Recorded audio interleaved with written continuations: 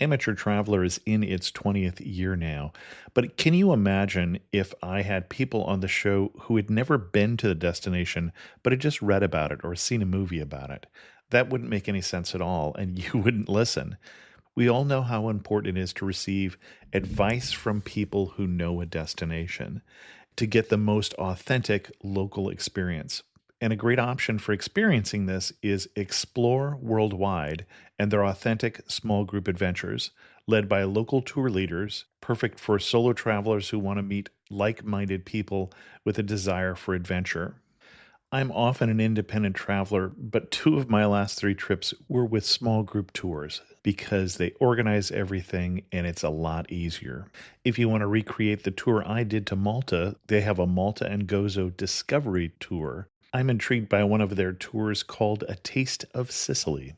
The company again is Explore Worldwide, and visit exploreworldwide.com to learn more.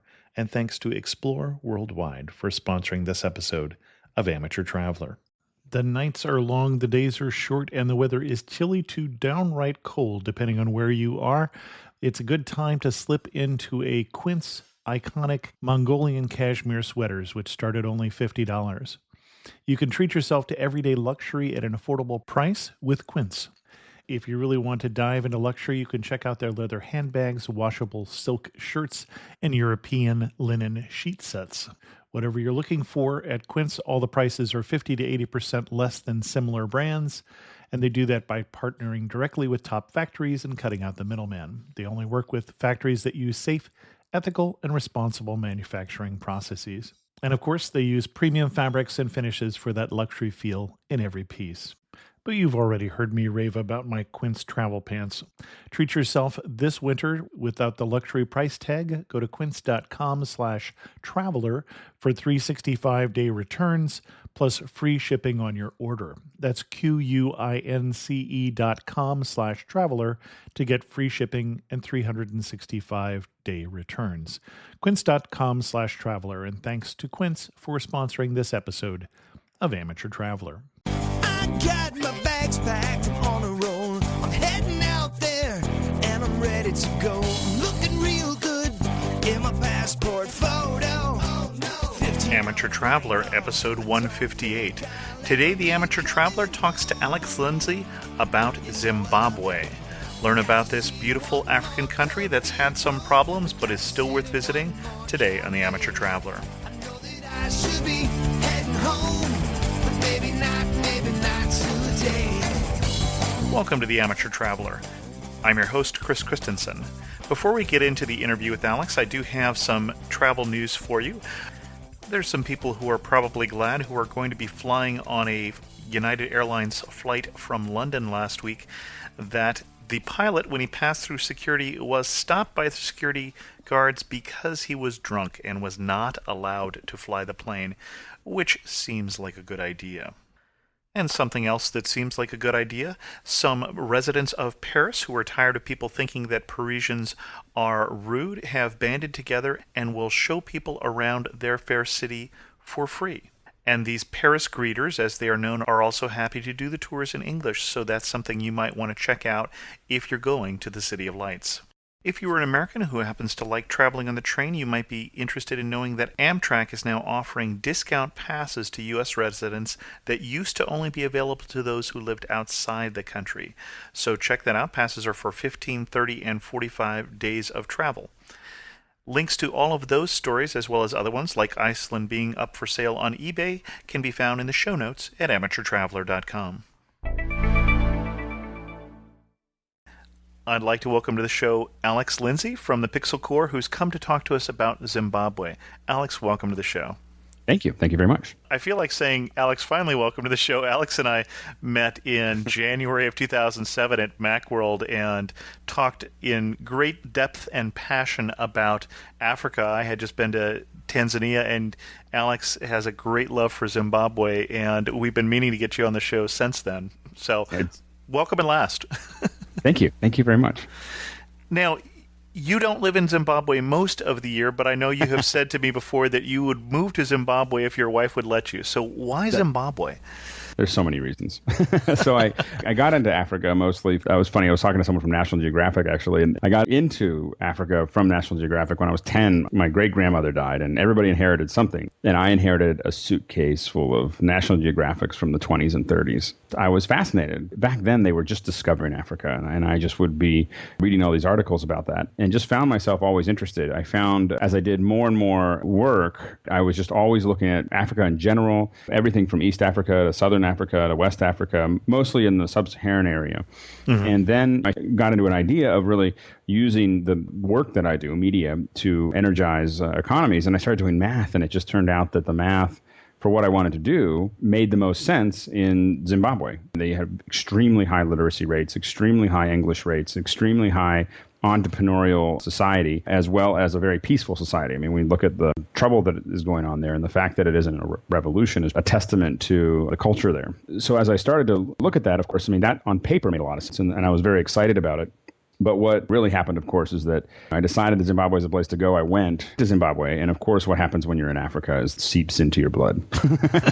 I think that if you stay in the urban areas, sometimes it doesn't quite have the same effect. But I think that when you get into the rural areas, you get to be part of that culture and you get to know people there. You can't shake it at that point. And I've talked to a lot of people that have gone to Africa, and it sounds like I think you had a similar experience. It really is something. There was a day outside of Mshvingo, Zimbabwe, this great Mbira artist named Simon Mashoko was playing Mbira, which is this little thumb piano, and his family is dancing around all over the place. And it was just this hard to describe, and it's hard to unlatch what about it made sense or what about it hit us. But it was probably one of the most amazing experiences of my life, just sitting there being part of this process. So then my interest in Zimbabwe went from a mathematical equation to a very personal, this is something that I'm going to do, rather than something that makes sense and maybe I'll see if it works. Zimbabwe has gone through some tough times recently, a little bit of unrest there, and certainly they've gone from kind of a breadbasket in Sub-Saharan Africa to a place that's actually importing food because of some of the unrest there. Is it a place right now that you would feel comfortable telling people who don't have those personal connections yet to go?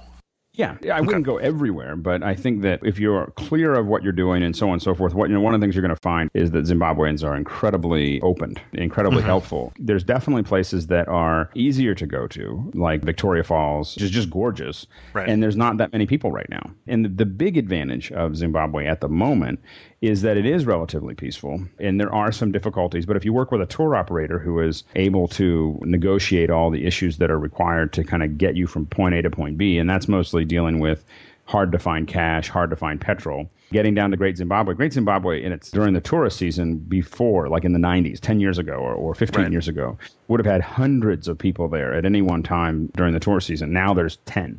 It's much more incredible with a handful of people where you really get to be part of this and you really get to see all of that. When it turns around, it's going to go back to hundreds. And so in the same way, Tanganyika, which is a society for sculptors, it's right near a vein of serpentine stone.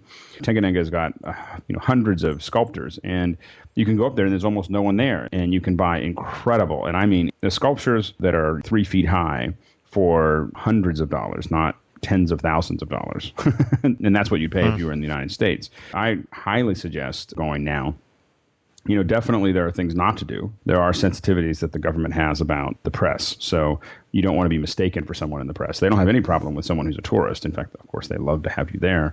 And so looking like press, bringing down big cameras. We're usually pretty careful about taking down handheld cameras, stuff that isn't going to catch too much attention. Shooting a lot of video and a lot of stills in a rural village is usually something that you want to be kind of awake to. People being sensitive, asking lots of questions about the government is another thing that, you just want to be careful of. I wouldn't say it's a blanket, everything's going to work fine. I have to admit, I've been only going to Zimbabwe during the Troubles. so I don't have any picture of what it's like. I think it'll just be really cool when I get to go down and I don't worry about these things. But in any African country, not any African country, but I think a lot of them, you do have to be awake. And I think you have to be, I'm in New York City, I have to be awake. You can go to certain parts of town and you just need to keep your eyes open, And in the same way, I think that in Zimbabwe or many African countries, South Africa, even Tanzania, wherever you're going, you just have to be aware of your surroundings and what you're doing and how you're mixing into the system. And we should point out when we say that it's more difficult than it used to be considered sort of Africa light, that this was the place to go if you had not necessarily a big sense of adventure. It's not the Congo, right. It's not the way Kenya was last year and such, but it's not as easy as it was before, maybe like as easy as, say, Tanzania would be right now, for instance. Tanzania is very easy. I think that Zimbabwe is probably one of the most developed and successful countries going into the late 90s. And definitely in the mid-90s and early 90s, it was very, very successful. It had a mixture of all kinds of, obviously a lot of farming, as well as a very quickly booming tourist business, as well as a very large platinum producer, now diamonds and everything else. And so there's a lot of opportunity there. One thing I think is interesting is when people think about farming, we want to remember that a lot of the farming there is tobacco and flowers and not necessarily grain, not necessarily corn. And so a lot of the problems are mostly dealing with not having enough revenue. They were able to support themselves, but it wasn't like a lot of the farming that has been taken over was not necessarily all corn or grain. It was also the big cash crops. Oh, okay. I didn't realize that. Interesting. Yeah, tobacco was the big industry there. But the problem is, of course, is now the government doesn't have enough money to buy what it needs to buy. Right. That's the real issue, because without the tax revenue. So we said if someone should go, they should definitely see Victoria Falls. What else would you put on a 1 to 2 week itinerary for Zimbabwe? If I was there for 1 to 2 weeks, I would probably go to Victoria Falls. I would go to Great Zimbabwe. When you say Great Zimbabwe, I actually haven't been to Zimbabwe. So what is Great Zimbabwe? Great Zimbabwe is the largest man-made stone structure south of the Nile.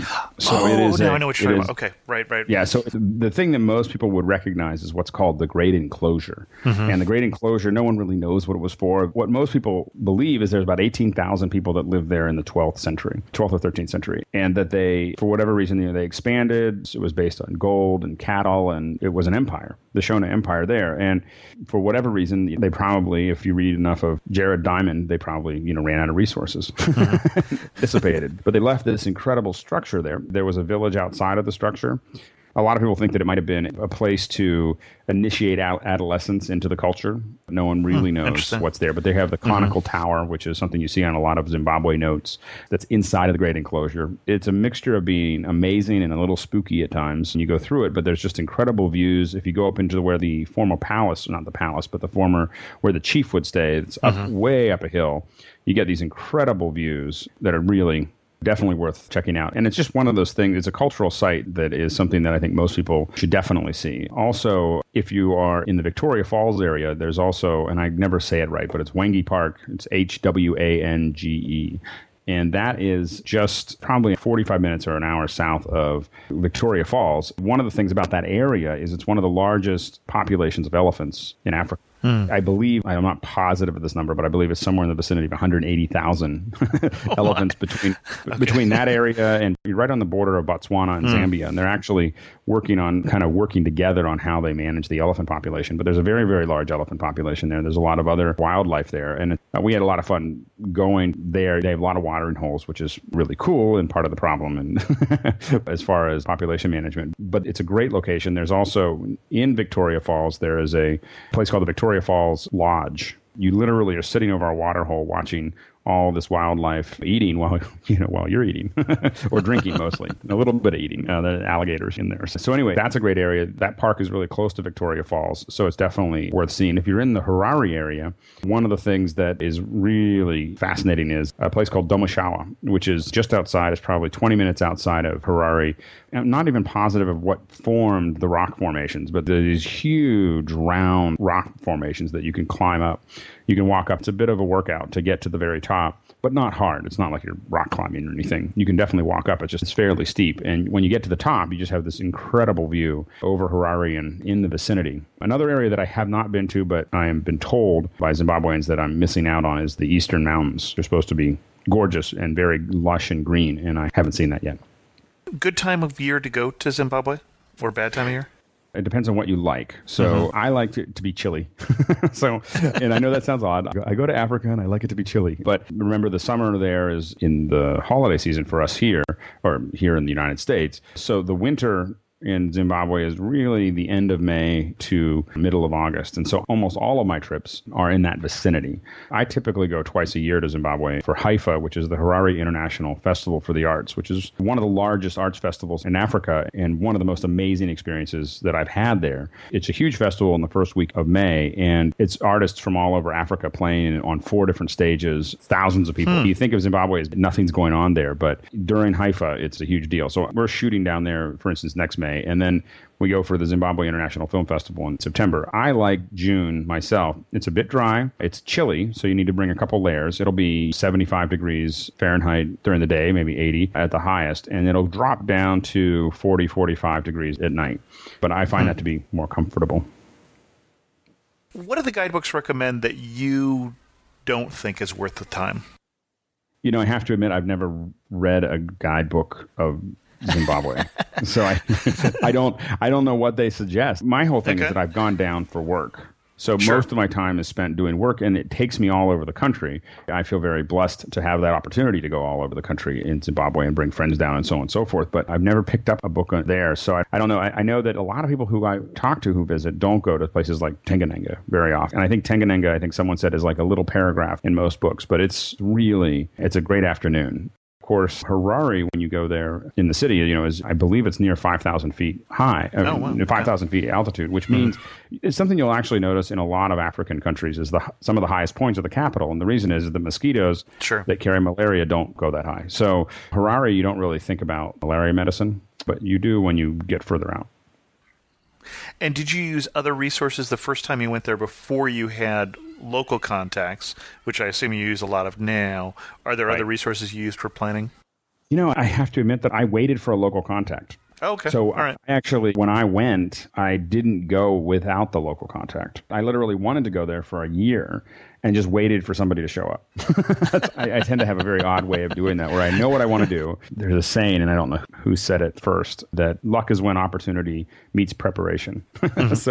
Or preparation meets opportunity, one or the other. And so I just prepare, and I know what I want to do, and then I just wait for things to show up. So what I did is I just knew that that's where I wanted to go. And a teacher named Saki Mafundakwa posted a request for computers, Macintoshes. And I said, I don't have computers, but I'd love to come down and do some training. And so that's how we kind of ended up in the middle of it. And then from then on, I just knew people. So I don't have a big experience. There's a lot of people, if you stay at a good bed and breakfast, I mean, we stay at a little bed and breakfast called the Baobab. And if you stay there, or if you stay at a good bed and breakfast, most of the time they'll know where to go and the things to do, and they'll oftentimes be able to kind of work you through the issues. Hotels are a little bit more complicated. They're a little less personal. We stayed there the first time we stayed in a hotel, but a lot of times it's a better situation in a bed and breakfast for many reasons. It's oftentimes less expensive to stay in a bed and breakfast because the hotels have a legal rule about what they charge foreigners. So you'll pay $80 a night minimum for a hotel, but a bed and breakfast can be as low as $25 to $35 a night. Interesting. And I assume that Zimbabwe, we're talking about relatively low salaries for Zimbabweans. Am I saying that correctly? On average? Yes. Like $3, $4 a day or along that range? Or minimum wage is about $4 a month. $4 a month, wow. Yeah, but most people pay more than that. Sure. Although some don't. What happens is that they keep on moving the minimum wage up, but with an inflation of 44 million or something like that, the government oftentimes doesn't post it. So sometimes the minimum wage is as high as $40 a month and then drops down to $4 in the course of a week or two. When they revalue the currency, or?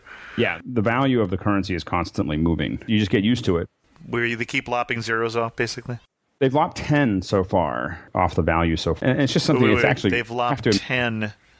10 zeros. It's trillions or quadrillions or whatever. And just to put that in perspective, in 2000 when I was there, it was 37 Zim dollars to $1 US dollar. Now it's, I want to say 12,000 to 1. But that's after 10 zeros have been knocked off. It's accelerating because, of course, they're running out of ways to print cash and so on and so forth. So there's a lot of stuff that you have to understand about the country there. But it's not that bad, as I said. Especially right now, what I would do is I'd either have a local contact or I'd work with a tour operator who is going to kind of buffer it. I think that it would be very difficult to go to Zimbabwe and just land in Harare and then figure it out.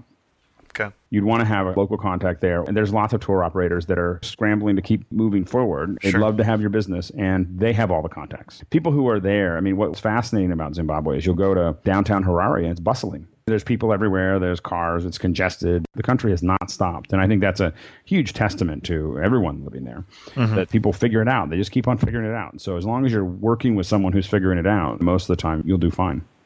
You talked about local context. Who's the most memorable person you've met? Wow. I don't know if I can. There's great artists that we've met. So there's Oliver Kudzi, one of the largest artists in Zimbabwe or Southern Africa, who's an amazing person, just amazing person himself. And Chiwanizu Marare, who's also a great Imbira artist. I mean, I think a lot of the people that I've hung out with have been artists and music artists. Dominic Ben-Hura, who has gone as a sculptor from basically the very basics to one of the top artists in the world when it comes to sculpture right now. I think I saw a video you did on him, if I'm not mistaken. I've done short videos of Bronson, and I can't pronounce Bronson's last name, so I'm not going to try to butcher it up, but some of the videos that we've shot of him have been fantastic. There's so many people, I guess, that I have to say that I'm so fond of. I have so many friends there that it would be very hard for me to pick out one individual that really is unique among that, because I think that everyone from Saki Mafundakwa, who brought me there, to folks that work at Ideas at Work, and the folks at Ziff, and obviously these artists, Chi and Oliver, and the sculptors, I mean, all of these people are just fantastic. So I don't think I could answer that question very specifically. Okay. When you first went to Zimbabwe, what was the biggest surprise? What was the biggest surprise? Okay, well, so I guess the first thing to say is that the first time I left North America was going to Zimbabwe. Oh, really? Wow. So I didn't have any... Well, that's jumping into the deep end of the pool there. Yeah. So I literally, I got my passport like 4 days before I left. I didn't have a passport. I didn't even really know I needed one. It was just completely... I didn't know what a passport was. They were like, do you have your passport? I'm like, I've never seen one before.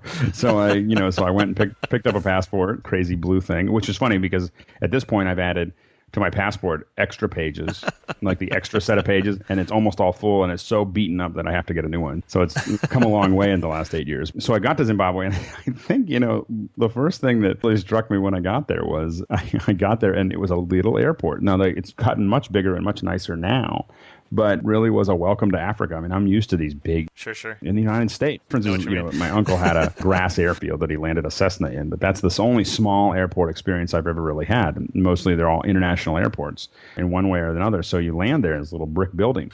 and it was very affronting. You really realized you were in Africa, a whole different reality. The second thing that I think really struck me when I was in Zimbabwe was we got to the school that we were working in, and we had kind of figured out some computer issues, and we were getting ready to leave, and we heard this huge bang go outside. I mean, you could hear crumpling metal. This guy had come out of a little street, and we were on a main drag, and this bus had just slammed into this car, and no one was hurt, but they had crushed the front of the car from the side, kind of rolled over it. What was amazing is that suddenly a whole bunch of people came out to see what was going on, and then they rolled the car back up, and then they made sure the people got out, made sure everyone was okay, and then they all started talking, and then they all started laughing, and next thing you know, they were all singing.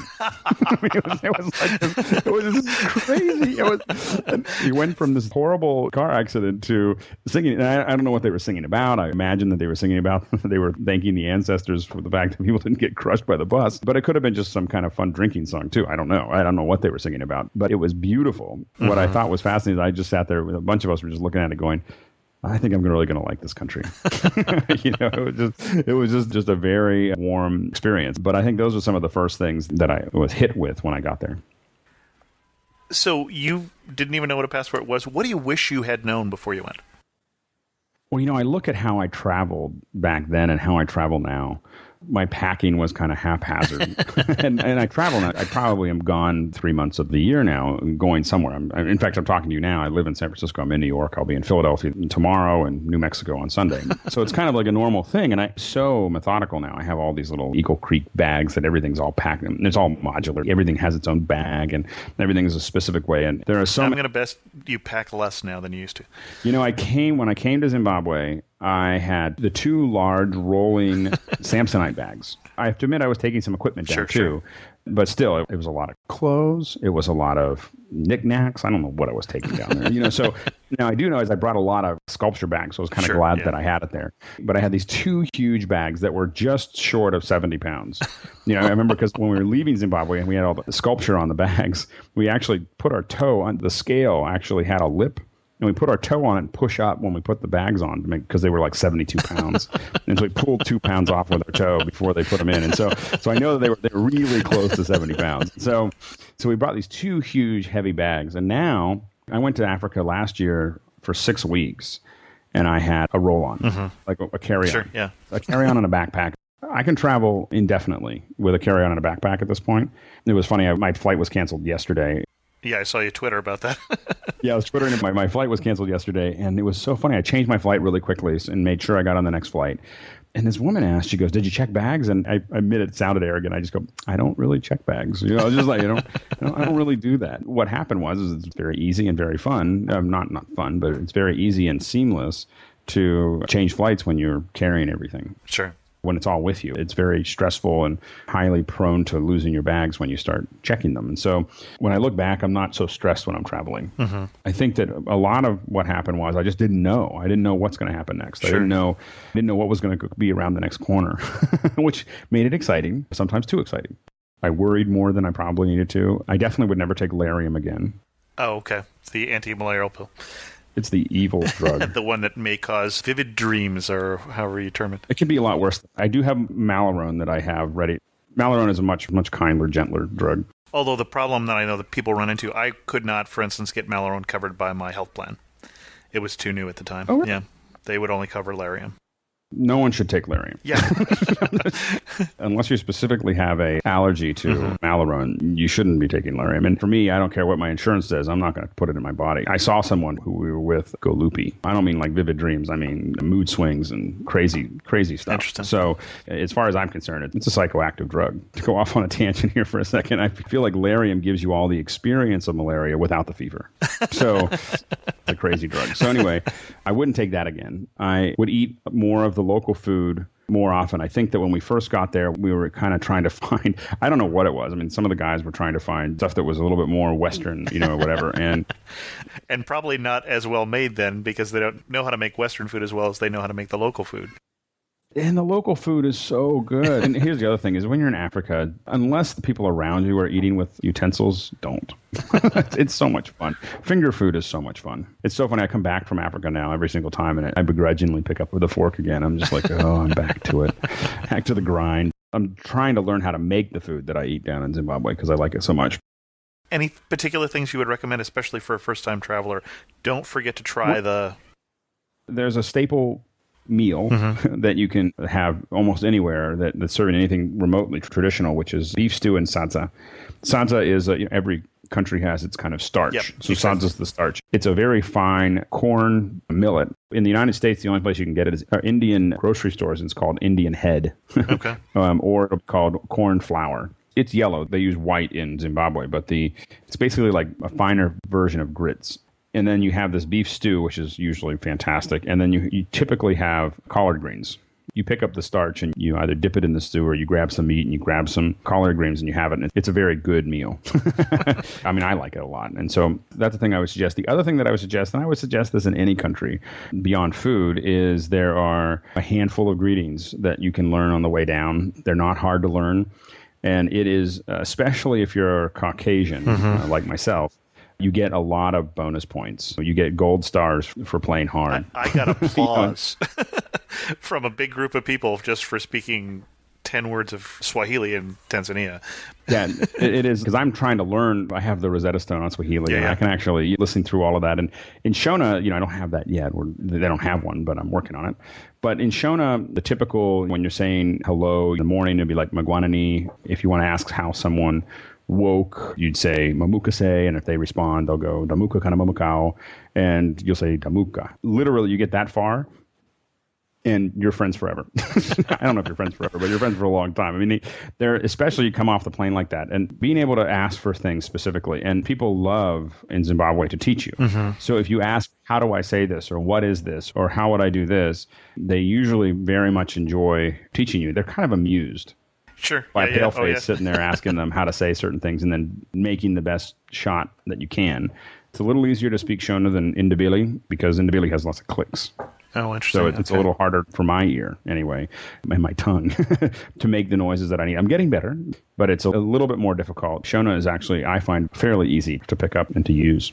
Now, my impression is you could get by fine in English as far as getting by, but this is just getting you more It's purely immersed. They will not expect you. Exactly. It's not like France where they just expect you to try to speak French. They have no expectation of you being able to speak. If you go anywhere in the country and anywhere else that's remotely a tourism spot, they're not going to have any expectation that you speak anything but English. But if you speak Shona, or if you can say hi in Shona and just kind of do the pleasantries in Shona, you just get a much warmer welcome. Even just little things like saying tatenda, which is thank you, that type of stuff. And good is jakanaka, which is like the best word for good ever made. So like when you're feeling good and they say, how's things going, you can go, jakanaka. I love that word. So anyway. And speaking of good, as we wind this down, the best day you've had in Zimbabwe. One of the things I talked about earlier was that the day that it was a Sunday, and we were visiting Simon Mashoko and his family outside of Masvingo. And when we got there, you could hear them in the church. They were singing Amazing Grace and playing Mbira, and they were singing it in Shona. But you knew the melody. It was just the most amazing version I'd ever heard. And so we get there, and then they come out, and his daughter is carrying a 10-foot log that's like 6 inches in diameter on her head. And she comes by and she shakes all of our hands walking by going, hello, hello, hello, sorry. And like, we're pretty amazed. Anyway, so, and then we had some beer and Simon started playing. His grandkids were running around. I'm not sure if they'd ever seen cameras before, but they hadn't seen them recently.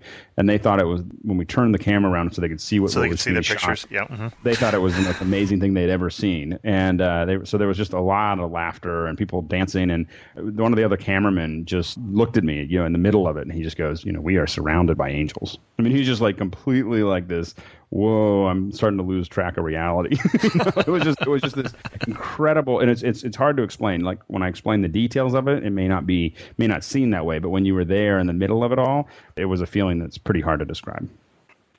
I can relate. Okay. As we go to wrap this up, what 3 words would you use to summarize Zimbabwe?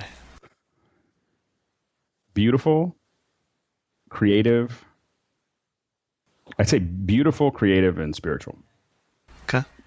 Alex, thanks so much for coming on the show and sharing with us your love of Zimbabwe. Thank you. Thank you so much for having me. Normally, I'd point you at an internet travel resource in this portion of the show, but I'm going to skip that today. I would remind you that if you are listening to this before November 6, 2008, feel free to go vote for the Amateur Traveler at podcastawards.com, where the show has again been nominated this year. I did get a letter recently from Sharon that said, I recently discovered your podcasts, and I am thrilled that I did. Your podcasts are very entertaining and informative. Just curious as whether you are available to answer questions or give advice. I am planning a trip to Italy and have a few questions I'd like to ask of someone such as yourself who has been to places that I am planning to visit. I have a question about driving in Italy and also some other things. I don't know if you have a Q&A section of your website or an area where people can ask travel planning questions.